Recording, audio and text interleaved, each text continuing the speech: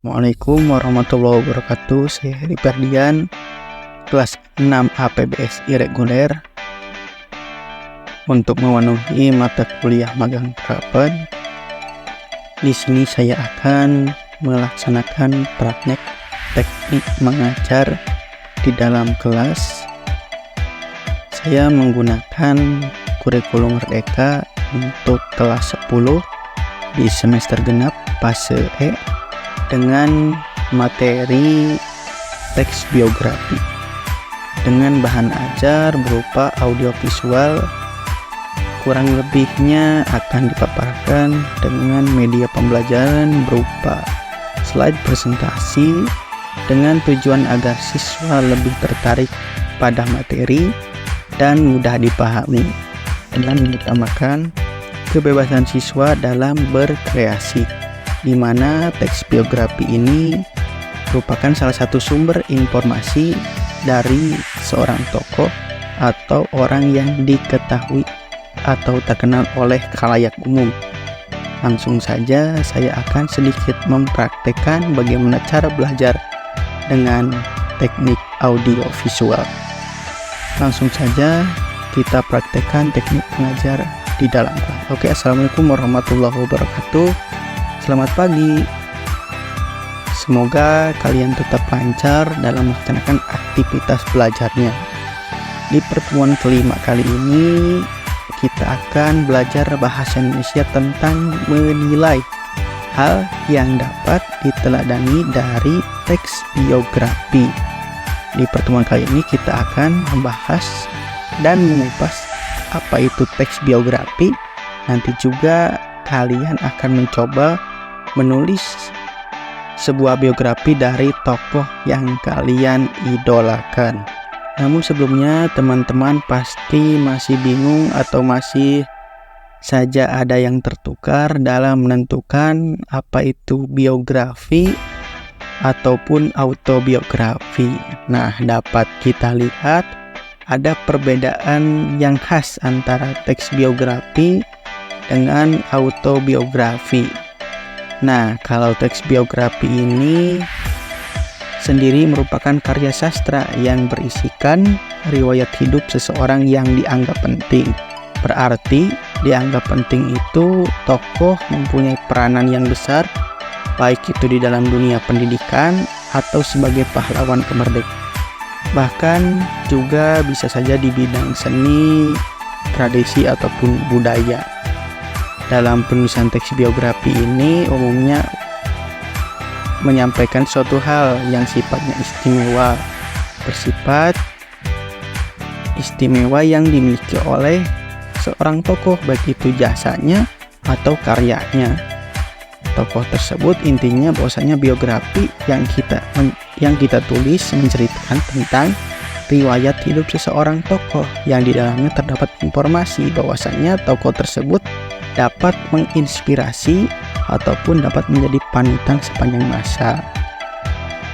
Perbedaannya, kalau autobiografi itu sebenarnya sama saja dengan biografi, cuman kalau autobiografi ini riwayat hidup tokoh tersebut, kemudian tokoh tersebut menulis riwayat hidupnya sendiri. Itu perbedaan antara biografi dan autobiografi. Di dalamnya sama saja ya, terdapat hal yang dapat dijadikan pelajaran dari kehidupan tokoh tersebut. Semakin tokoh tersebut mempunyai karya atau jasa yang besar dalam kehidupan, maka biografi tokoh tersebut akan semakin menjadi panutan sepanjang masa, baik segi kedisiplinan, kegigihannya, kerajinannya, dan lain-lain.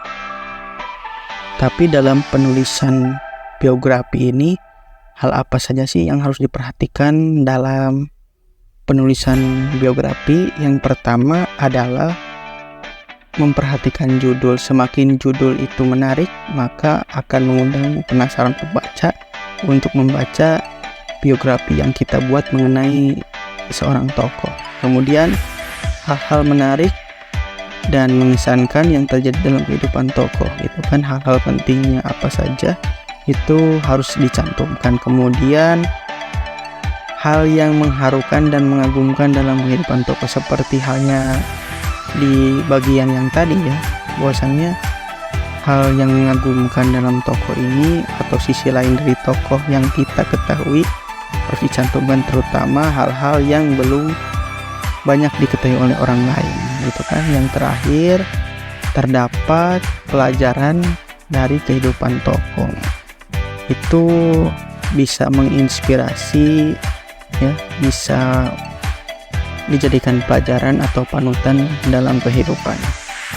Nah, di sini sekarang kita akan membahas salah satu contoh dari teks biografi.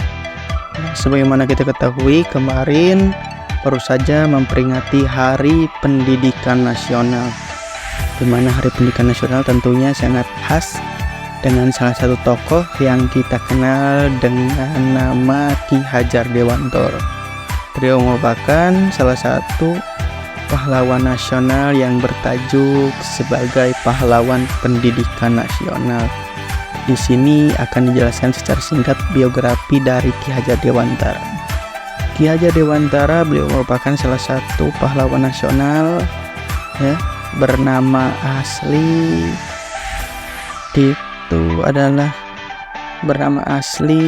Raden Mas Suwardi Suryaningrat, lahir pada tanggal 2 Mei 1889 di Kadipaten Paku Alaman, Yogyakarta. Ki Hajar Dewantara sendiri terlahir dari keluarga keraton Yogyakarta sebagai golongan ningrat. Beliau merupakan seorang tokoh pahlawan nasional yang lebih dikenal dengan pahlawan pendidikan Indonesia, karena beliau sempat mendirikan salah satu taman siswa ya, di Yogyakarta. Hingga hari ini ya, Jogja itu terkenal dengan kota pelajar ya, kota pendidikan gitu, karena pertama didirikannya taman siswa di Yogyakarta ini oleh Ki Hajar Dewantara itu di tanggal 3 Juli 1922. Faktanya tanggal lahir beliau saat ini gitu kan dijadikan sebagai Hari Pendidikan Nasional yang diperingati setiap tanggal 2 Mei. Rajuk pada tanggal lahir beliau yaitu 2 Mei 1889. Setelah mengetahui biografi singkat dari Ki Hajar Dewantara, maka kita akan mencoba pilih random tokoh-tokoh terkenal yang kita akan ulas riwayat hidupnya. Yang pertama, kalian bisa lihat di sini ada tokoh nasional yaitu pahlawan proklamasi kita, Bapak Insinyur Soekarno, yang juga sebagai presiden pertama dari Republik Indonesia. Kemudian salah satu musisi legenda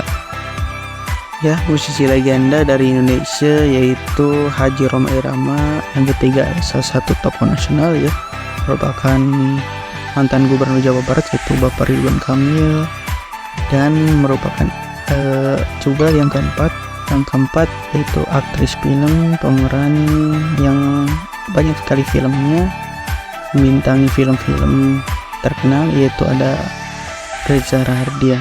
Silakan kalian rumuskan masing-masing dari tokoh tersebut secara singkat. Oke, setelah kalian menganalisis tokoh-tokoh pilih secara random tadi, sekarang kalian tulis ya biografi singkat ya, pilih salah satu tokoh idola kalian ya, masing-masing itu dengan tema pahlawan, tokoh nasional, artis, tokoh internasional, ataupun atlet olahraga idola kalian.